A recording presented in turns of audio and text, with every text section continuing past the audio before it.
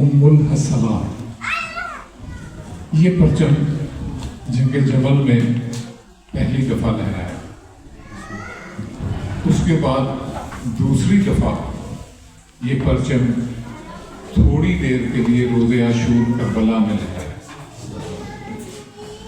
اس کے بعد سے یہ پرچم آج تک عرش پہ محفوظ ہے، انتظار میں ہے اس شہنشاہ کا کہ جس کے آنے پہ اس نے جب زمین پہ آنا ہے اور یہ سفید پرچم لہرایا جانا ہے، تو اس سفید پرچم کی خاصیت یہ ہوگی کہ تمام ارض و سما کی قوتیں اس پرچم کی اطاعت کے لیے حاضر ہیں۔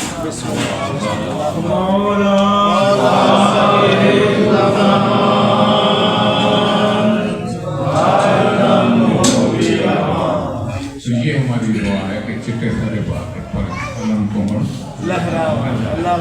تاکہ خیر سے ارض و سما کی تمام قوتیں میرے شہنشاہ کی نصرت کے لیے آپ کے قدموں میں حاضر ہیں، اور میرا شہنشاہ ان قوتوں کے تصور سے ایک عالمی حکومت کو قائم کرے۔ لکھتے ہیں سلوات کام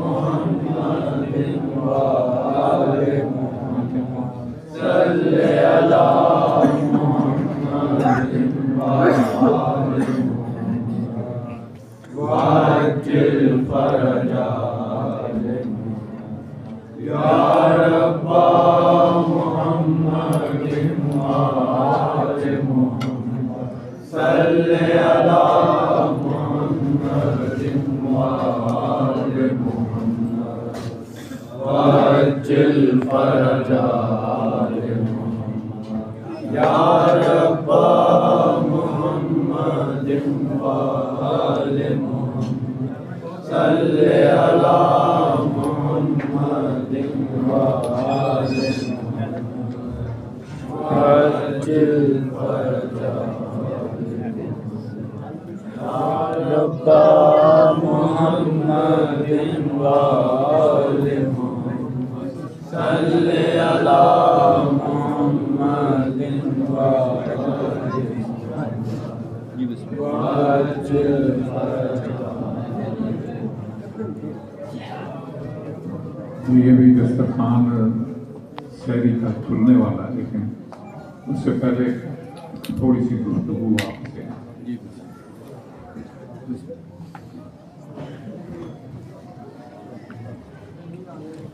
بہت سوچا میں نے اس موضوع پر بات کی جائے. غزوہ تبوک کے حوالے سے باتیں تو بہت ہیں، اور ساری میرے 11ویں مولا نے اپنی تفسیر میں 11ویں مولا کی تفسیر سے تھوڑے سے تباصات آپ کو سنا.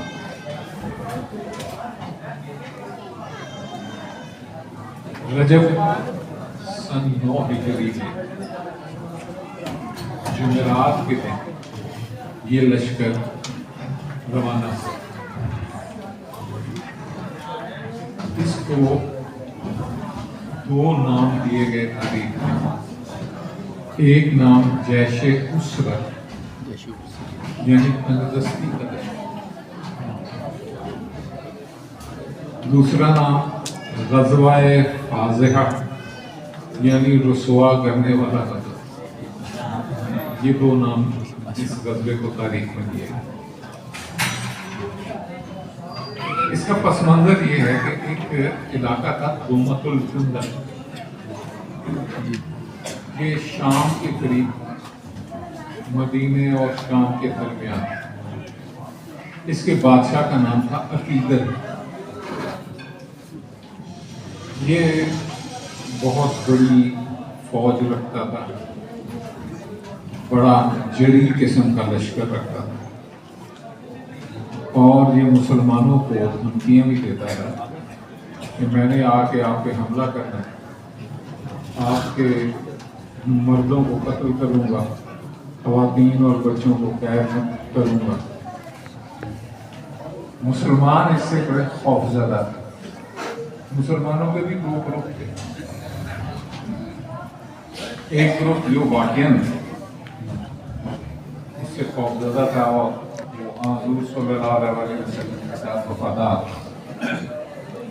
وہ وفادار گروپ ہر روز 20 بندوں کا ایک سیشن لگاتے تھے جو حضور کے پہرے کے لیے.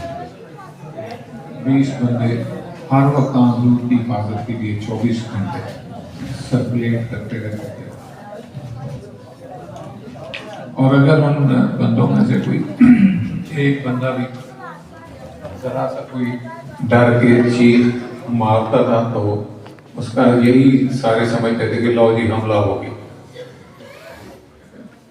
ہمارا دوسرا گروپ مسلمانوں میں یہ تھا کہ جو بظاہر مسلمان تھے لیکن عملاً وہ منافقین. انہوں نے عقیدت کے ساتھ رابطہ کیا اور اسے کہا کہ اگر تم حملہ کرو گے تو ہم تمہارا ساتھ دیں گے. تم حملہ کرو ہم تمہارا ساتھ دیں گے. اس موقع پہ ان منافقین نے مدینہ میں ایک مسجد بنائی جو مدینے سے باہر ہوئی. اسے مسجد زرار ہے.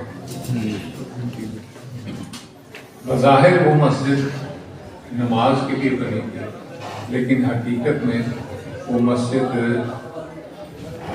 اجتماع کے لیے تاکہ اکٹھے ہو کے وہ حضور کے خلاف سازش.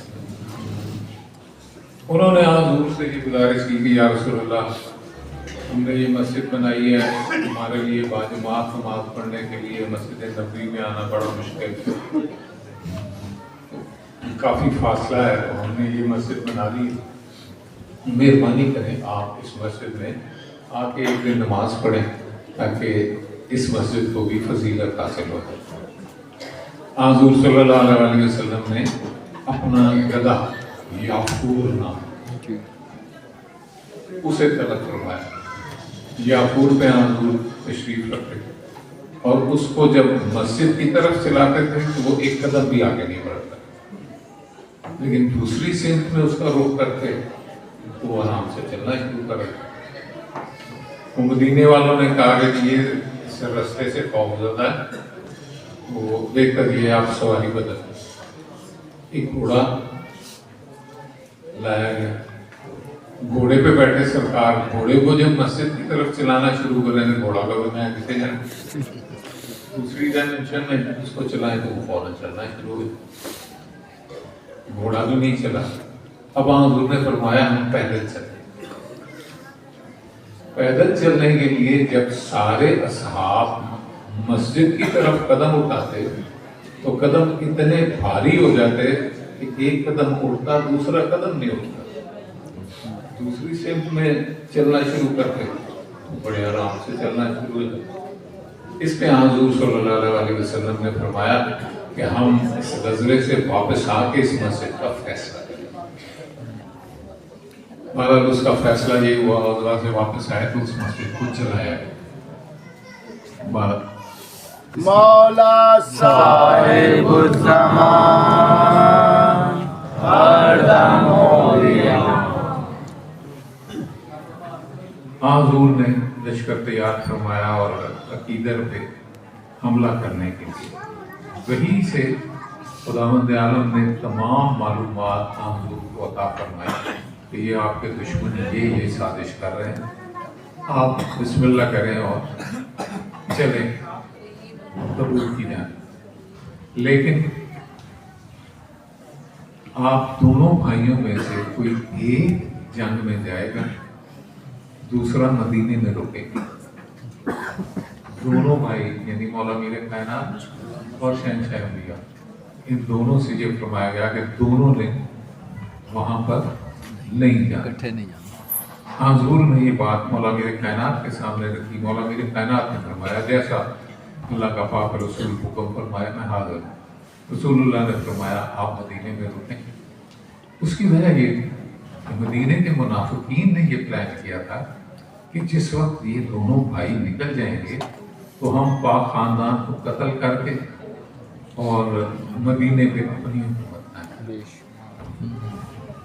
اب یہاں پہ ان کی اس سازش کے توڑ کے طور پہ مولا میر کائنات کو مدینے میں رکوا دیا، اور مولا میر کائنات کی وجہ سے کسی کو پاک خاندان پہ حملہ کرنے کی جرت نہیں۔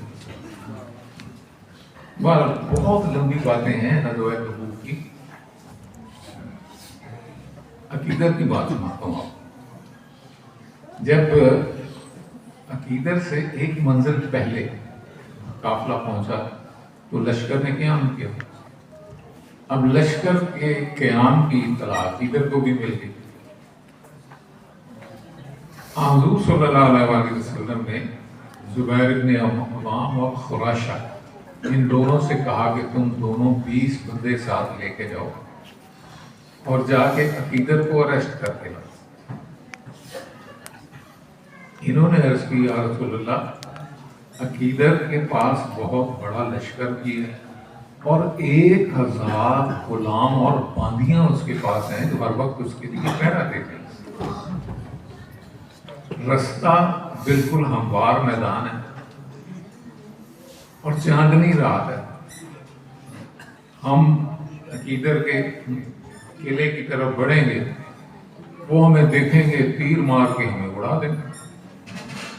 حضور صلی اللہ علیہ وسلم نے فرمایا کیا تم یہ پسند کرو گے کہ تمہارے جسموں میں سے اتنی روشنی نکلے کہ تمہارے جسموں کا سایہ ہی زمین پہ نہ پڑے؟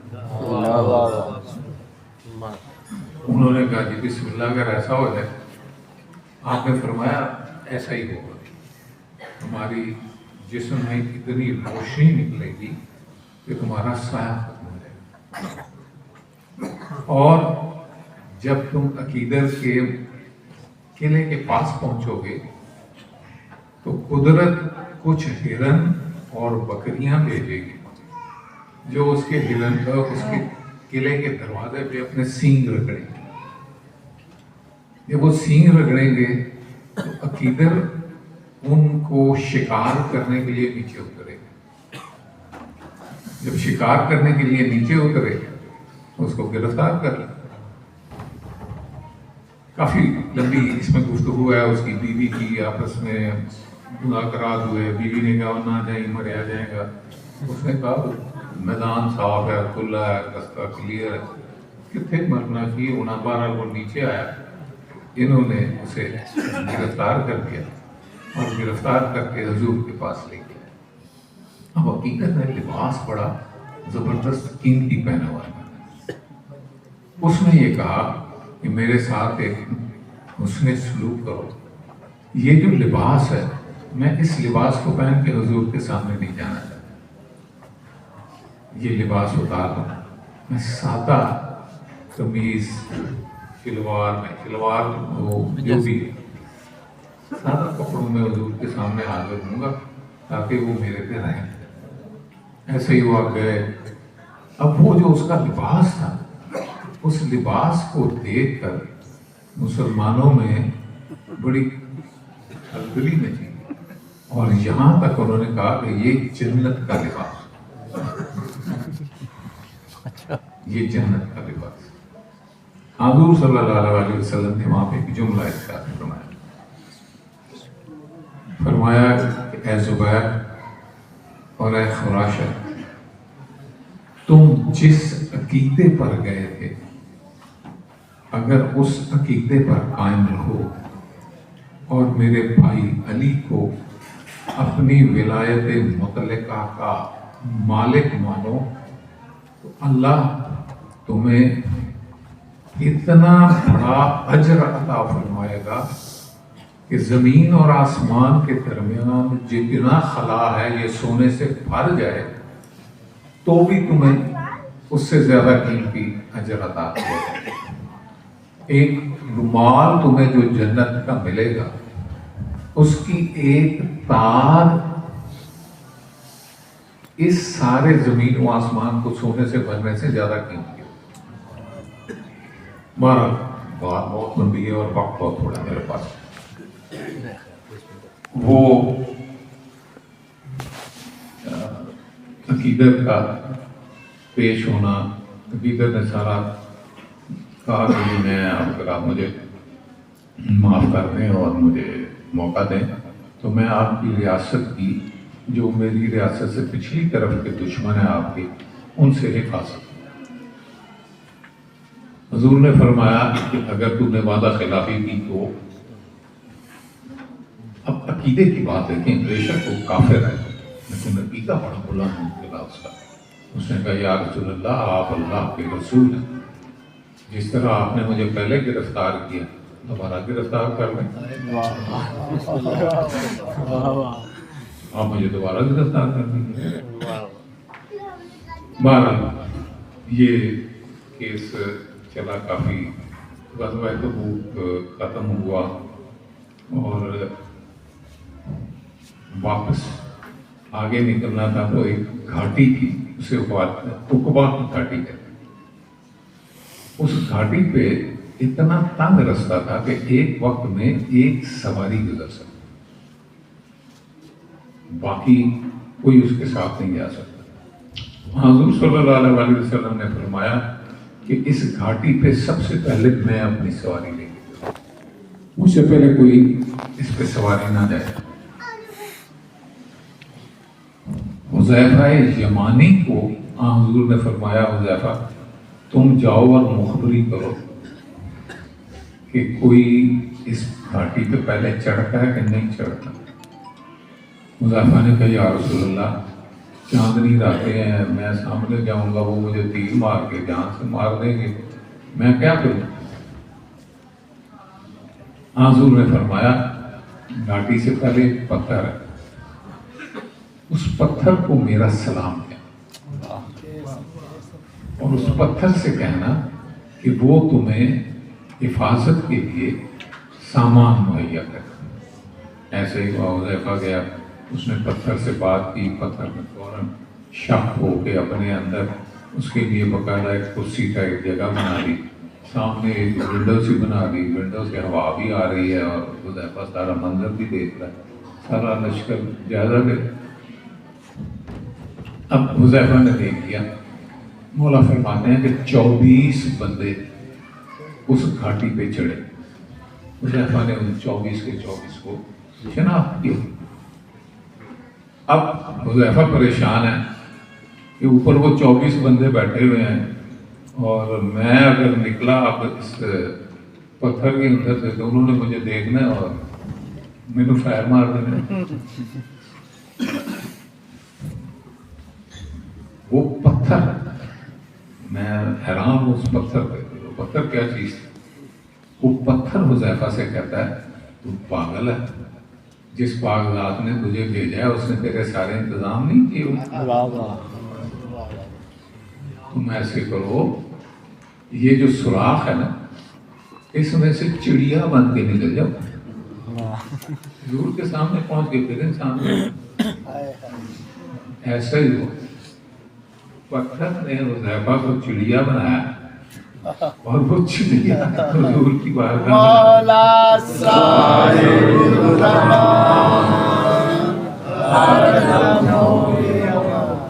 اور وہاں حذیفہ نے وہ ساری تفصیلات بتائیں۔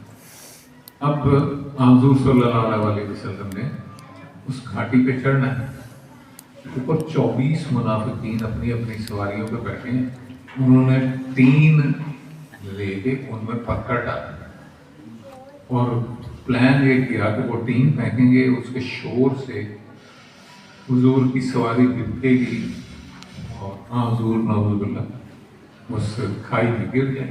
حضور نے جناب سلمان سے کہا کہ سلمان تم میری سواری کو آگے سے چلاؤ، حذیفہ سے کہا کہ تم میری سواری کو پیچھے سے چلاؤ، جناب ہمارے یاسر سے فرمایا کہ تم میری سواری کے ساتھ ساتھ۔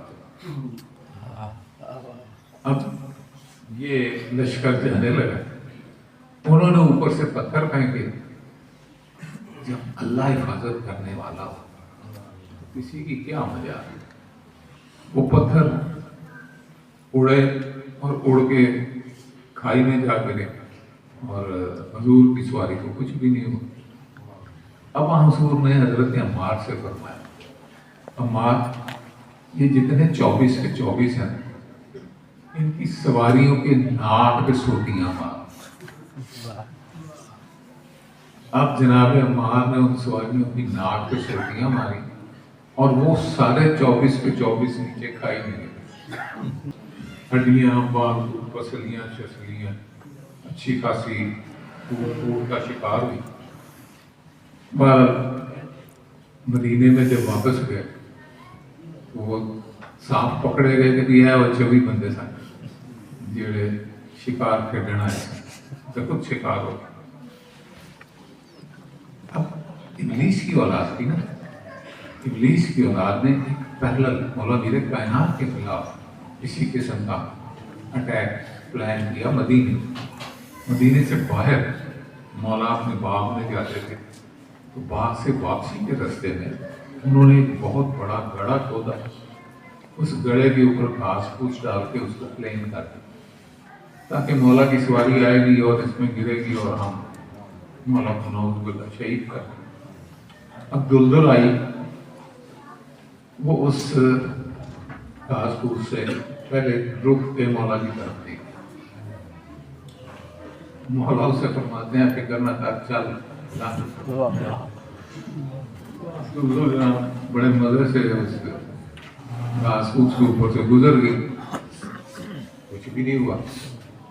اب دلدل نے مولا سے سوال کیا، مولا یہ جو آپ کے دشمن ادھر چھپے ہوئے ہیں میں ان کو نا اس گڑھے میں پھینکوں؟ مولا صاحب الزمان ہر دم ہو گیا۔ چنانچہ دلدل نے اب یہاں پہ شکار کیا اور وہ جتنے چھپے بیٹھے تھے سب کو دلتیاں مار مار کے گئے گڑھے میں پھینکا اور خیر سے مولا اپنے مقام پہ پہنچے.